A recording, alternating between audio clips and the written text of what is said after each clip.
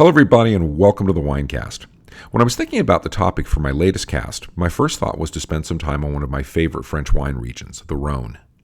Doing a cast on the Rhone seemed like a natural choice because it's a very old region in terms of wine production, with viticulture in the area going back as far as 600 BCE, and also because many of the grapes planted in the region like Syrah, Grenache, Mourvedre, and Viognier have carved out important niches for themselves throughout the wine world. But in the interest of keeping these casts brief, instead of tackling the whole Rhone Valley, it seemed like a smart move to break things up a bit and start by taking a shot at the northern Rhone, the simplest and most straightforward part of the region, and by saving the relatively more complicated but equally amazing southern Rhone for a future cast. Breaking up the two regions is also a natural move because, though the northern and southern Rhone are grouped together for administrative reasons, there's a physical gap between them, a literal 30-mile or 48-kilometer distance between the two regions. But there's also a more metaphorical gap between them, with two differing wine cultures dividing the region as well. As I said, things in the north are more straightforward than in the south, and one of the first places that becomes obvious is when considering the grapes for the region. The northern Rhone relies on exactly 4 grapes for all of its wine production: 3 whites, Marsanne, Roussanne, and Viognier, and 1 red, the big dog in town, Syrah. And that's it. In the northern Rhone, these grapes are not just vinified into separate wines or even just blended together, but the whites can also be blended with Syrah in a process called co-fermentation. In co-fermentation, the juice of 2 or more grape varieties are fermented together in the same vessel rather than blended as a cuvée after each is fermented separately, which is by far the more common practice in winemaking.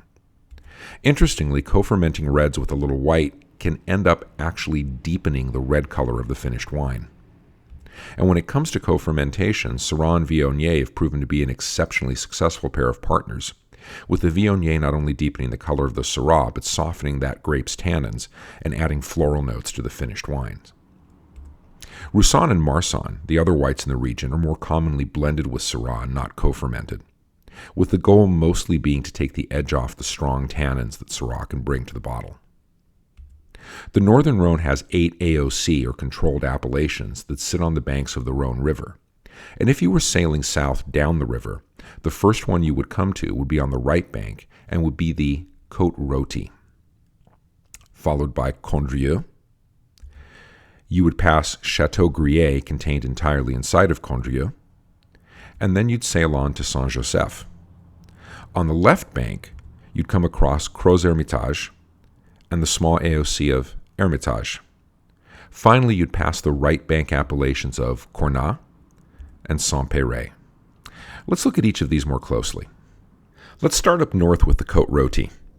The name of this AOC means burnt or roasted slope, and refers to the hillside along the Rhone River that the best vineyards are in, and to the extra sun exposure that these vineyards get for being on a slope.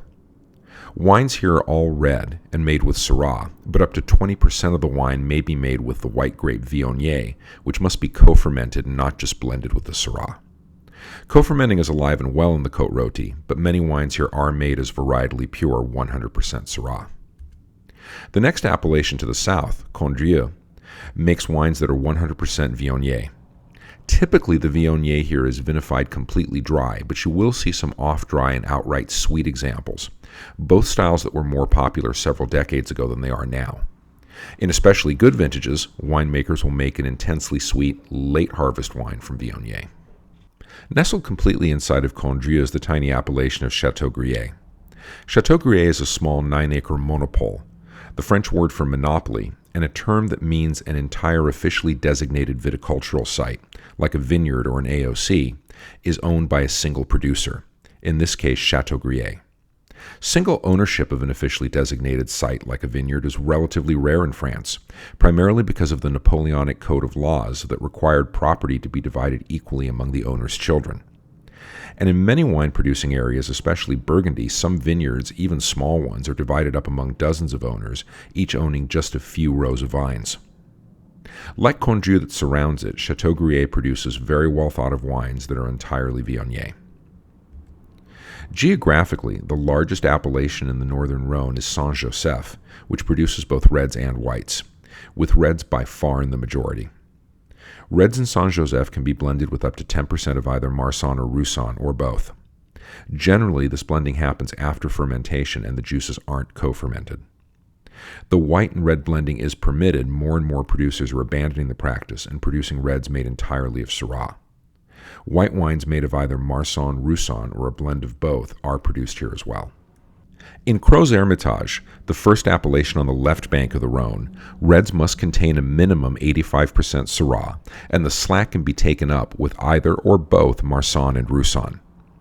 As with Saint-Joseph across the river, the practice of blending white and red is on the wane here, and also like Saint-Joseph, whites based on Marsanne and Roussanne are produced in this AOC. In addition to producing very highly regarded wines, Hermitage is home to a charming legend about a medieval knight, Gaspard de Sterrenberg, who returned home wounded after a crusade in the early 1200s and asked permission from the Queen of France to build a little dwelling on top of a local hill, where he recovered and then lived out his life as a hermit, hence the name. The requirements for making wine in this AOC are identical to those in crozes-hermitage that almost completely surrounds it. Back on the right bank is Cornat, and the only wines made here that can receive the Cornat AOC designation are wines made from 100% Syrah. Finally, the southernmost appellation in the northern Rhone is Saint-Péray, another appellation that makes only white wine, over 80% of which is sparkling wine. Sparklers from this AOC are made in the traditional method, like Champagne or Crémant, and in this AOC they're made from Marsanne and Roussanne, as are the still wines that are also made in this region. It's worth noting that in addition to the 8 AOCs we just looked at, the whole of the northern Rhone, as well as the southern Rhone, is covered by AOC Côte du Rhône. That represents the basic AOC for the entire region, much like AOC Bordeaux or AOC Bourgogne in Burgundy.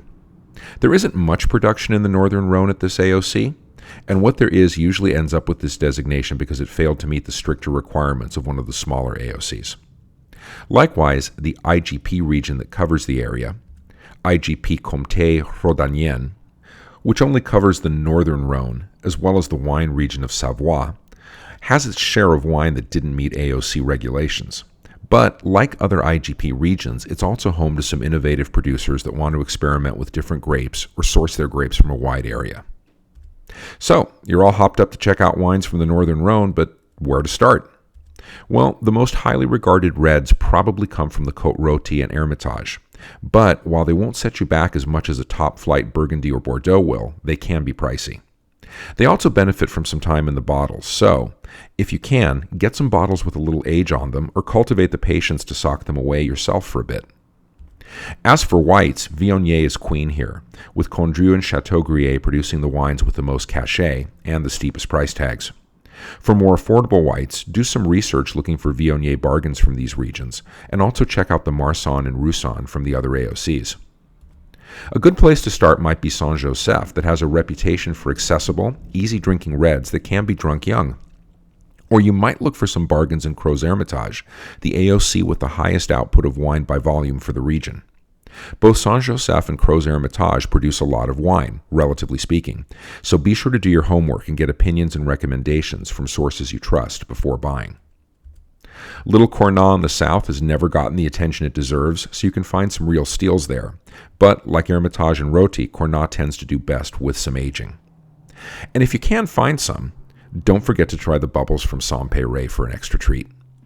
Thanks again for joining me for another Winecast.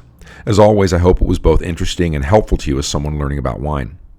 If you haven't already, please like and subscribe, and I'm always on the lookout for comments. And for this cast, I'd especially like to know what your experience with Northern Rhone wines has been, and if you have any favorite producers that you can recommend. I'm your host, the Unknown Winecaster, and I'm out. Enjoy the grape, but always enjoy it responsibly.